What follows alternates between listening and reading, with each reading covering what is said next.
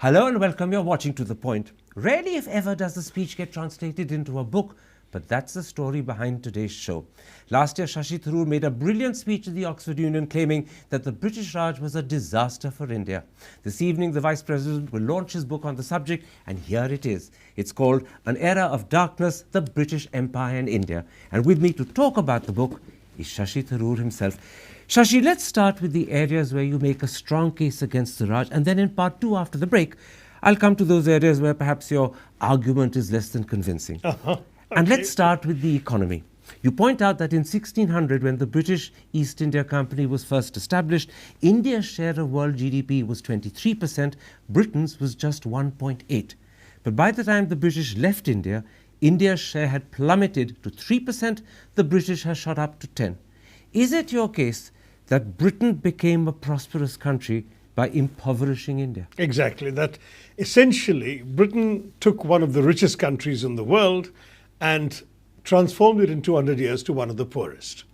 It did so through a series of measures, including the dismantling of Indian industry, the expropriation of Indian wealth, rapacious taxation, the draining of Indian resources to Britain, which in turn fueled Britain's industrial revolution. And at the end of all that, it proceeded to grow, as it were, on the proceeds not only of the colony in India, but also of colonies elsewhere in the world, into one of the richest countries in the world. And therefore, Indian exploitation, the oppression of India, the depredations in India financed the rise of Britain.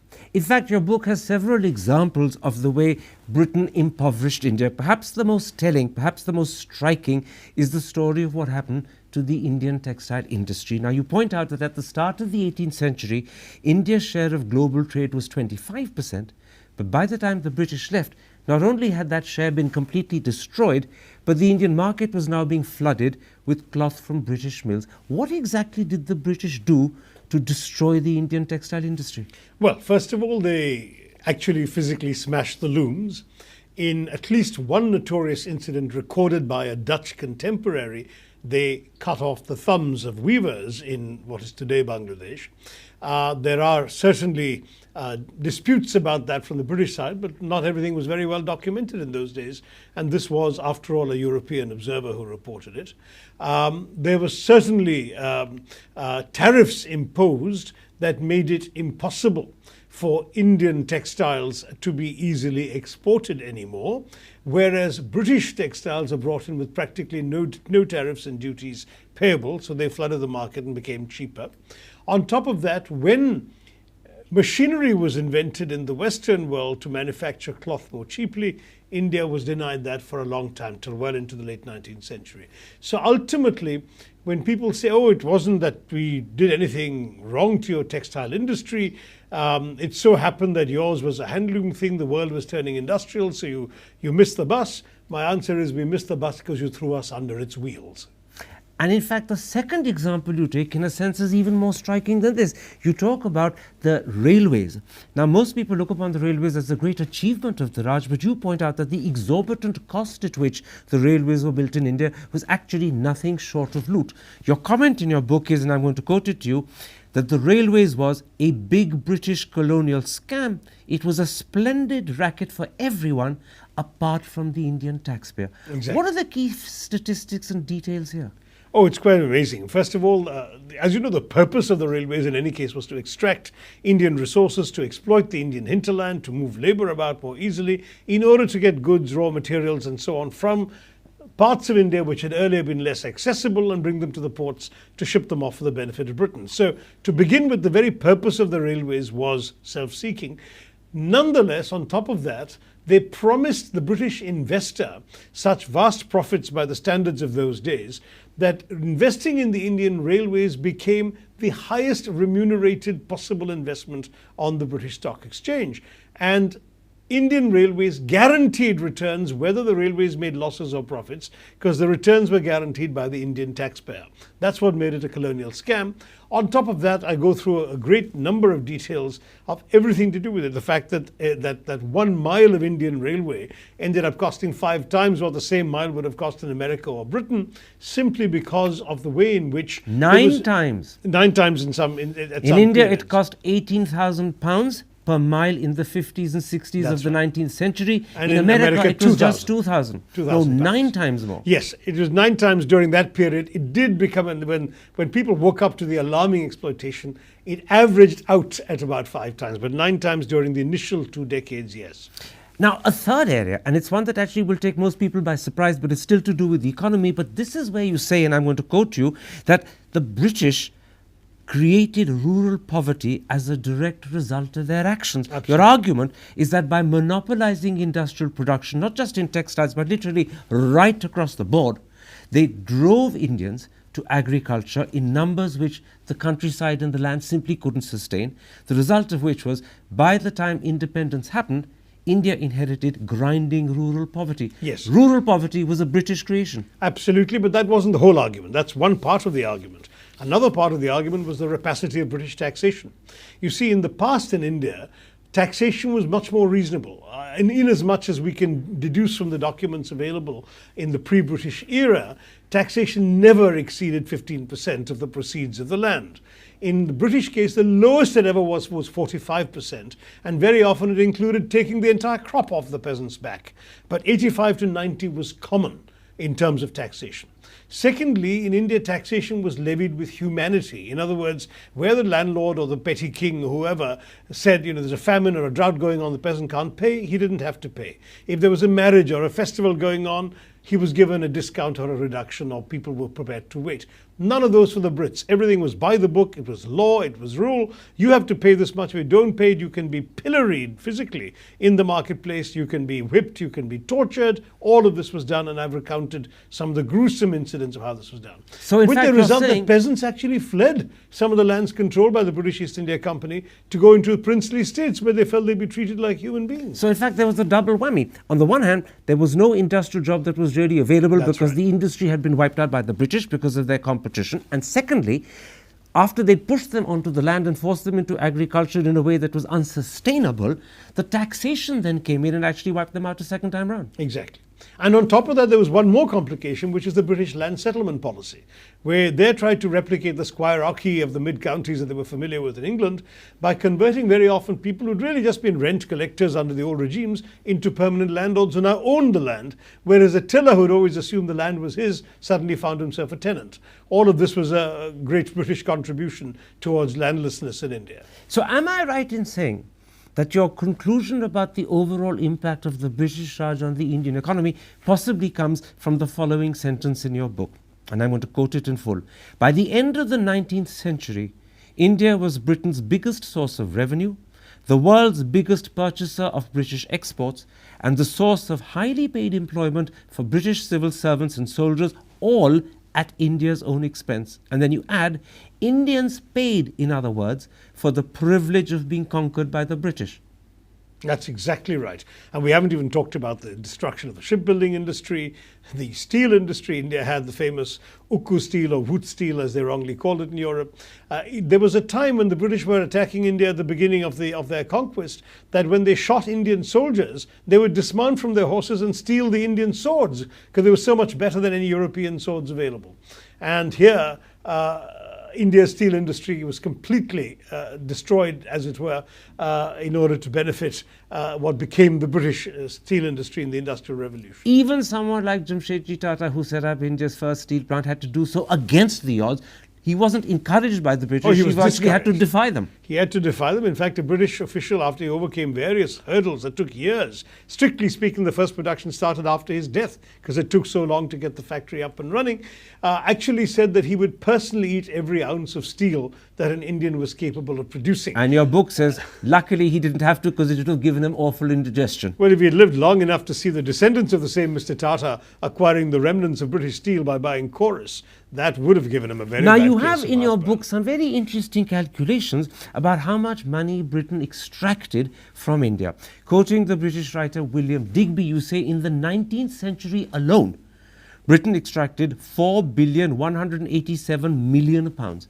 And of the earlier period, 1765 to 1815, you say on average, £18 million per year was extracted. Now, That's very conservative, by the way. and for that period, these are astronomical sums of money. Absolutely. The question is, how reliable are these figures, or are they just guesstimates? Well, Digby's book is 790 pages long, so he substantiates his arguments in quite extensive and somewhat dull detail. Dadabhai Naoroji did his own calculations a little before Digby, and though he doesn't do a total the way Digby does, he also gave example after example of how significant sums of money were sent out, and he also points to the balance sheets of the British government, not just the British East India Company, because there were always little entries under headings like miscellaneous and others and so on, which actually masked how much of Indian revenues were simply being shipped off to England for no good reason whatsoever. Now, I'm moving now from the economy to another area where, in fact, your book is pretty devastating in its critique of the British Raj, the Raj's handling of famines, and in particular the way you point out that either they were deliberately neglectful or worse still, they actually exacerbated Indian famines. Now, you point out that in the 19th century, actually from 1770 to 1900, some 25 million Indians died in famine.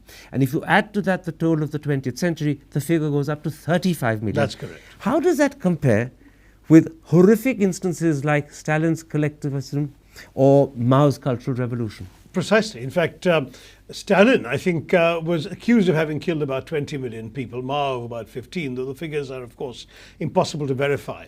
The truth is that this was greater. This was greater. At the very least, it was comparable. Will Durant, the American historian, said this British rule in India was the greatest crime in all human history, which perhaps to some would seem like an exaggeration. But when you stack it up against the horrendous atrocities committed by the worst dictators, Britain doesn't exactly come out smelling pretty.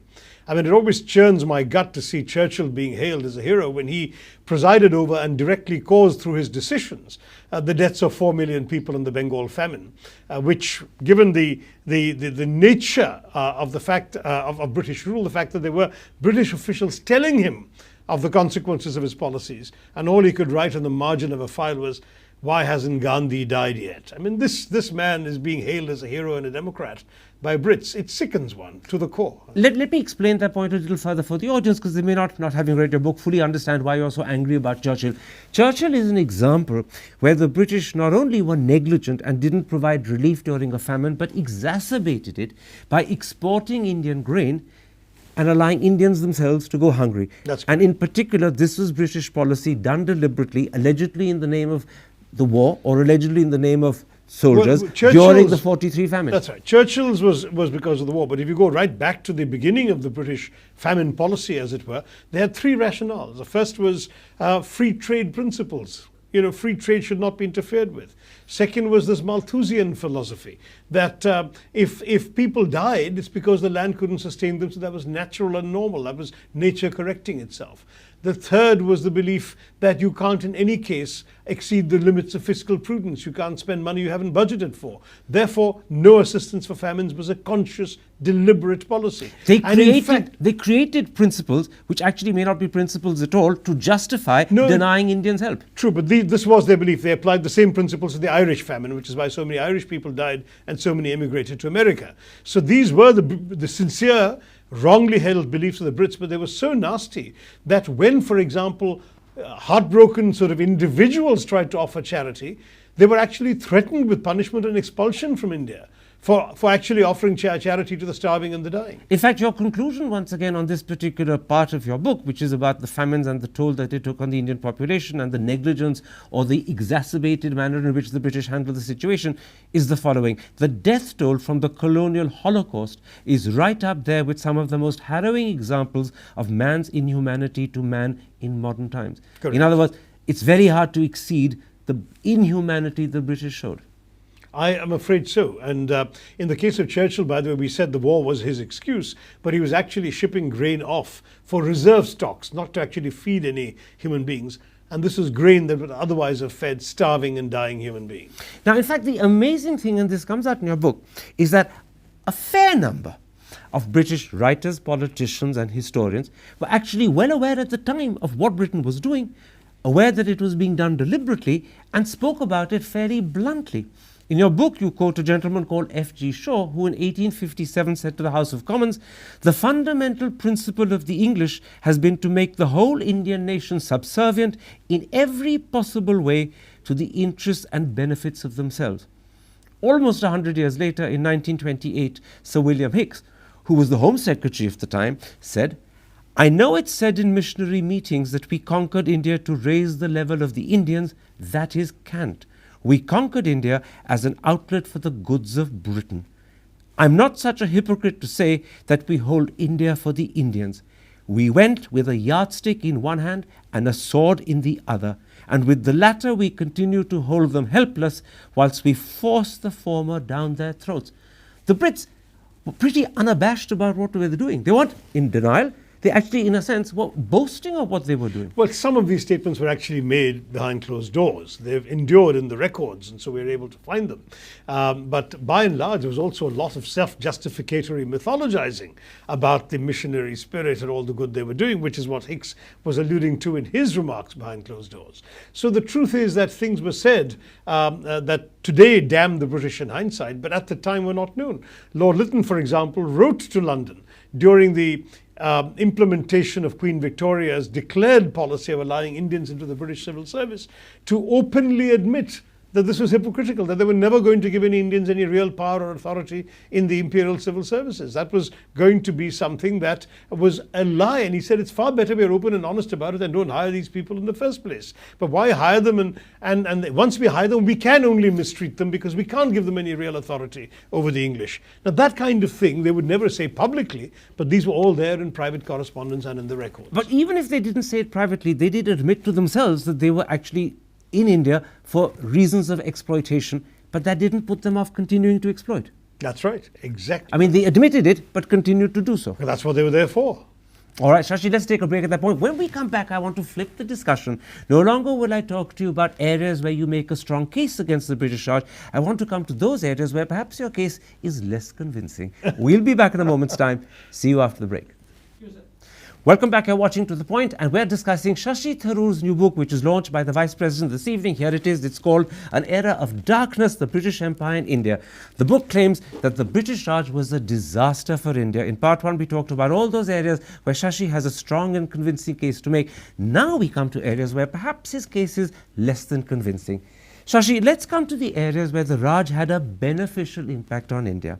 Speaking at Oxford University in 2005, Dr. Manmohan Singh said, and I'm quoting him, "It's possible for an Indian Prime Minister to assert that India's experience with Britain had its beneficial consequences too." And he lists the rule of law, constitutional government, a free press, a professional civil service, modern universities, the judiciary, the army, the police, and of course the English language. Would you, to begin with, accept that these are areas where British colonial rule and experience was markedly and significantly different to Portuguese, Spanish, French, Dutch, and Belgian colonial rule? Well, there were differences, and I don't claim to be an expert on the others. I know how awful the Belgians were.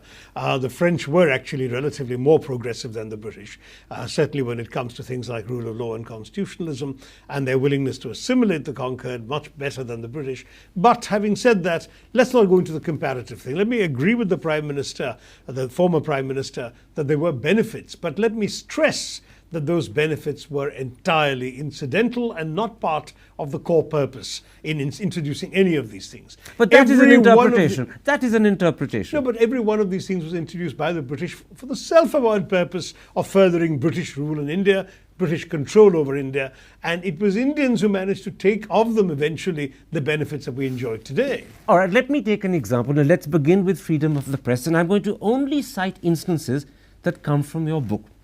As far back as 1889, the Bengali newspaper Halishar Patrika, and I hope I'm pronouncing it correctly, called the British Lieutenant Governor of the day the baboon Campbell with a hairy body. In 1891, a journalist from Amrit Bazar Patrika rummaged in the waste paper basket of the Viceroy and put together the fragments of a torn letter, which the paper then published, and that ended up thwarting British attempts to annex Kashmir. Now I ask you, if something like that were to happen today, not just under Mr. Modi, but even arguably under Dr. Manmohan Singh, you and I know precisely how the government would have acted. They would have literally throttled the newspaper.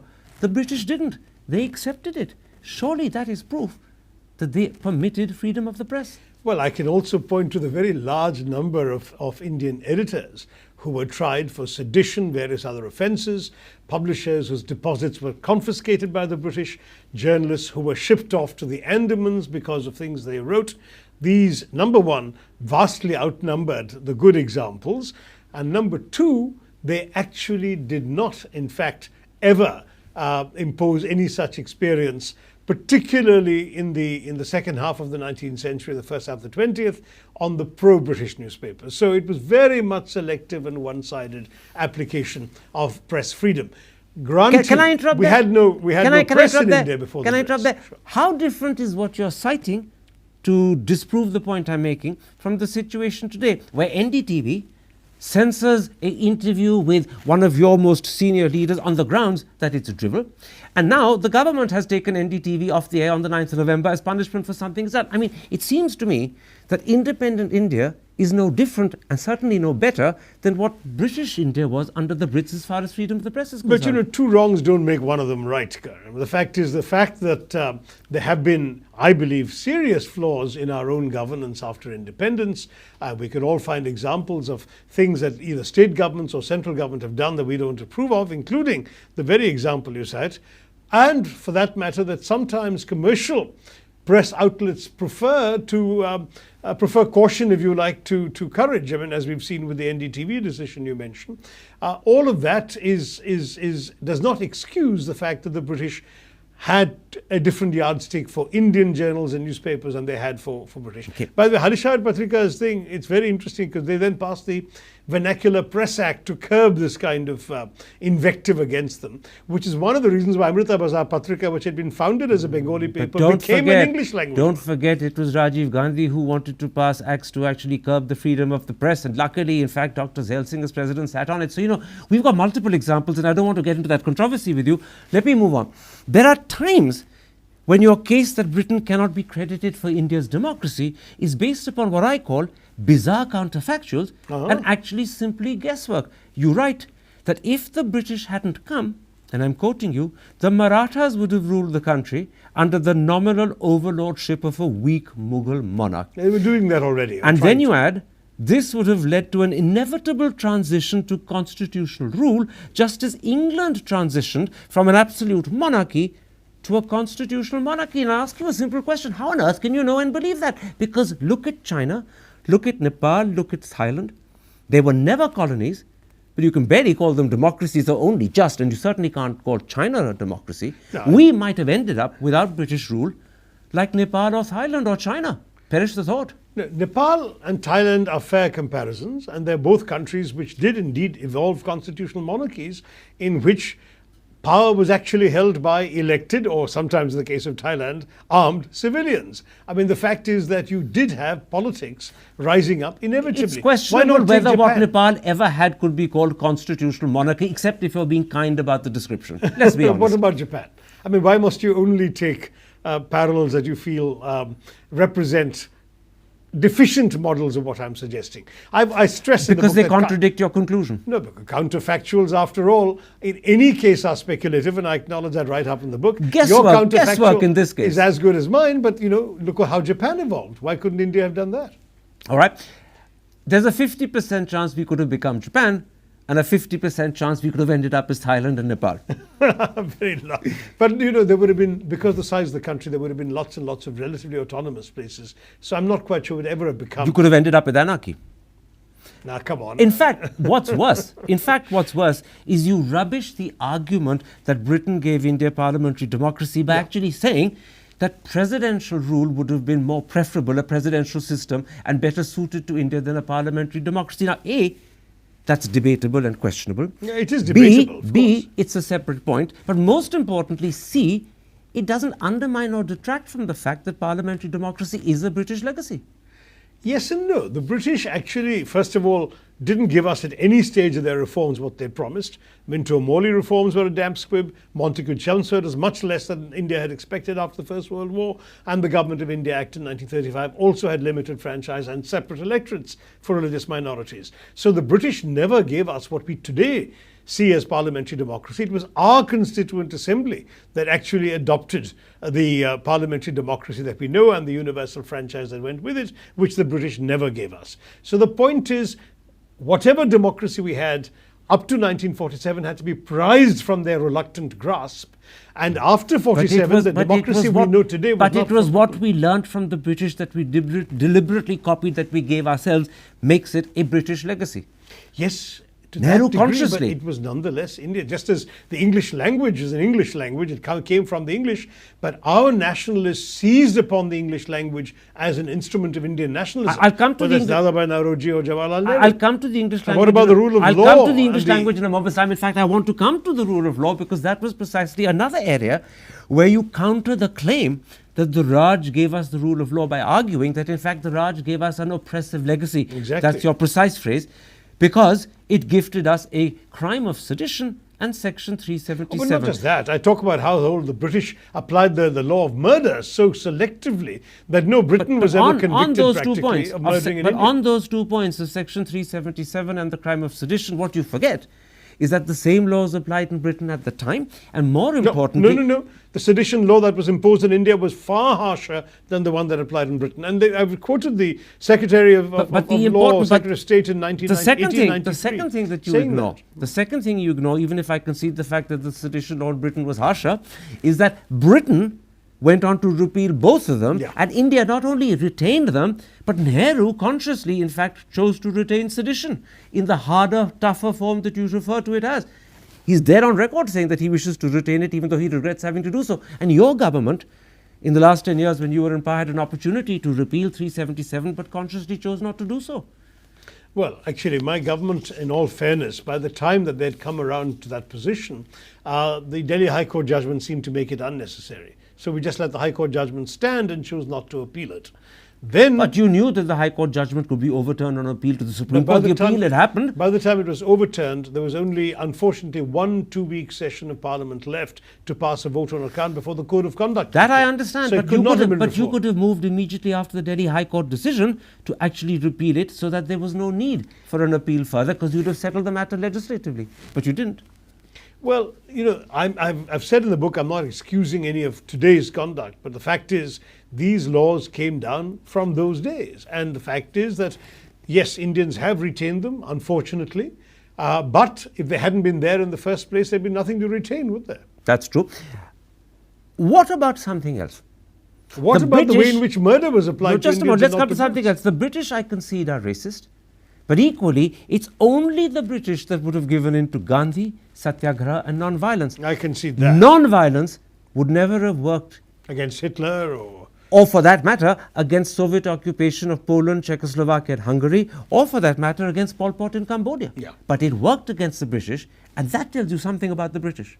Well, I concede that. That's one of the points I actually concede in the concluding chapter. Grudgingly. So, of course, grudgingly. but at the same time, they had no business to be here in the first place, but since they were here, at least their own system obliged them to play by certain rules that, say, the Nazis in Germany would never have. So their own system, meaning their own free press, the accountability to their own public opinion, political opinion, and so on, obliged them to behave in a certain manner. And that definitely made Gandhiji's extraordinary achievement possible. Let me put this, and I accept that it's a difficult and awkward question, but do you think Gandhi could have succeeded, non-violence and satyagraha could have succeeded, if our colonial rulers were not the British, but say the French, or the Dutch, or worse still, the Belgian? See, we're again venturing into counterfactuals. Absolutely. With the Belgians, probably not, because given how cruel they were in the Congo, they might have shot a Gandhi before he ever got to a point where he could have done anything. And they essentially got away with it because in the Congo there wasn't very much freedom or democracy or liberty around. But India was a different place, and I don't know whether... And Algeria had to go through a brutal civil war before it got its independence, and the French weren't ready to leave at all, were they? True, but the French approach was different. The French had chosen to assimilate into Nigeria. There were people of French background descent who had settled there permanently, and Algerians were equally welcome in France as French people. Until the Mem Sahib came to India, that was true of the British. That didn't last very long. The Mem Sahib started coming to India by the 1820s. So we've got to blame it on the woman in this case. To some degree, the fishing fleet did transform these attitudes and ossify to some degree this racism. Finally, what about the English language? For instance, if the British hadn't come and taught us English, you and I would be speaking English like the Chinese and the Thais. Yes, but wouldn't it have been nicer to learn English from a whole bunch of toothsome VSOs rather than because of the stout British boot of a burly sergeant? I mean, the truth is that what little English was left behind here, as you know, and Macaulay said it explicitly, was left behind to create a small, narrow class to serve as interpreters between the governors and the governed, between the rulers and the ruled, and that's what they wanted to do. I don't deny. Indians took it up and went beyond I what the don't Brits deny the intended. Macaulayan intention, but the result and the consequence is quite different. English has united us as a country, which otherwise we may never have linguistically achieved. And let me put it like this: if English hadn't been the language, the book we're discussing may well have been written in Malayalam and could have been limited in its appeal to Kerala. The fact that you can hope to appeal to a pan-Indian audience is because it's in English. That's the gift of the British, and that is another point that you don't really acknowledge in your book. I say that we seized upon some things that the British left behind, which were not intended really to serve anything but imperial interests. As I said, the English language as applied by the British to India was accompanied by racism, by discrimination. For example, the mistreatment of the Indians in the Indian civil service. There was always the assumption the language is a tool that you may use to serve our purposes. The moment you use it for your own advancement, we'll clamp down on you. So I can't grant the British any credit for that. I grant credit to the Indians who took the language, expanded its uses, applied it to nationalist causes, and indeed persisted with it after independence. Let me see if we can agree on this. There are clear benefits from the Raj, as Dr. Manmohan Singh has said, and as you grudgingly accept, but they weren't intended by the British as benefits. Exactly. However, whatever the intention may have been, the consequence has been beneficial to us. That we have to accept. Absolutely. Cricket's a prime example, perhaps. In which case, let me end by putting this to you. Your book is a searing indictment of the Raj. If its best reception happens to be in London, what will you say? I'd be surprised. In fact, my British publishers are bracing themselves for an onslaught of negative reviews because the book doesn't really give any quarter. And I think there's been just so much of this romanticizing of all the sort of benign altruism, to quote this author Lawrence James, of the British Empire, especially in India, that I think it would come as a rude shock, and rude is what many would think it would be. But if it does happen, Karan, maybe your Anglophilia will turn out to be better justified than my cynicism. Shashi Tharoor, a pleasure talking to you. Thank you.